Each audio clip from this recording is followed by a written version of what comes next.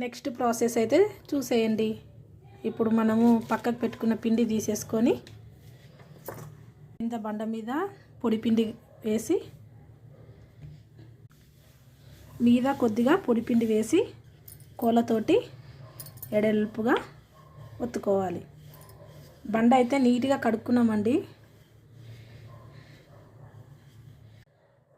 ఈ విధంగా అయితే చేసుకున్నాం కదా. ఇప్పుడు మనము కట్ చేసుకోవాలి, షేపులుగా కట్ చేసుకోవాలి. చూడండి ఏ విధంగా కట్ చేస్తున్నా.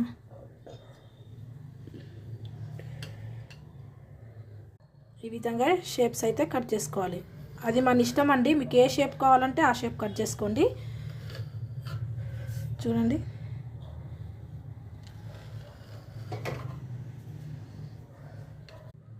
చూడండి ఇగో ఇలా వీడియోలో చూపిస్తున్నట్టుగా ఇట్లా లేయర్లు అయితే ఉండాలి.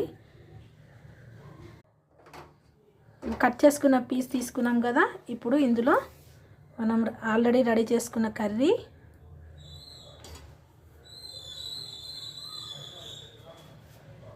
ఒక ఎగ్ పీస్ పెట్టేసి ఫోల్డింగ్ చేసేసుకోవాలి. చూడండి వీడియోలో ఎట్లా చూపిస్తున్న విధంగా ఫోల్డింగ్ చేసుకోండి. మనం కొద్దిగా మైదా పిండి వాటర్లో కలుపుకొని పెట్టుకున్నాం కదా, అది కొద్దిగా అంటించుకుంటూ, అది ఏంటంటే అది అంటించినప్పుడు విరిగిపోకుండా పెట్టుకోవాలి. ఈ విధంగా చూడండి వీడియోలో చూపించిన విధంగా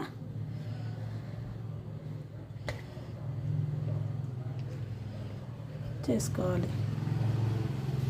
కరెక్ట్గా పర్ఫెక్ట్గా అయితే బయట చేసినట్లుగా రాదు కదండి. మాకు షేపులు అయితే మాకు ప్రాక్టీస్ లేదు కాబట్టి మాకు వచ్చిన విధంగా అయితే చేస్తున్నాం షేప్ అయితే. ఇప్పుడు ఇదే విధంగా ఇక్కడ ఉన్నాయన్నీ చేసేసుకోవాలి.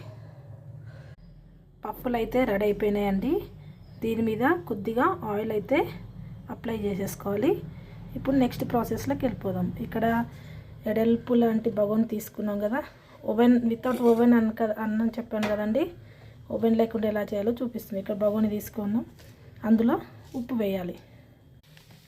వెడల్పు లాంటి బగోన పొయ్యి మీద పెట్టుకొని ఉప్పు అయితే వేసేసుకున్నాం. ఉప్పు మొత్తము బగోనాలో మొత్తము స్ప్రెడ్ చేసేసుకోవాలి. లోపల ఒక గిన్నె బోర్లిచ్చి పెట్టేయాలి. తర్వాత రెడీ చేసుకునే ఎగ్ పఫ్ఫులు గిన్నె అయితే పెట్టేయాలి. పెట్టేసినాక మీద మూత పెట్టేయాలి. ఫస్ట్ అయితే చిన్న మంట మీద 30 మినిట్స్ అయితే పెట్టుకోవాలి. తర్వాత హైలో పెట్టుకోవాలి. రెడీ అయినాక చూపిస్తాను ఫ్రెండ్స్.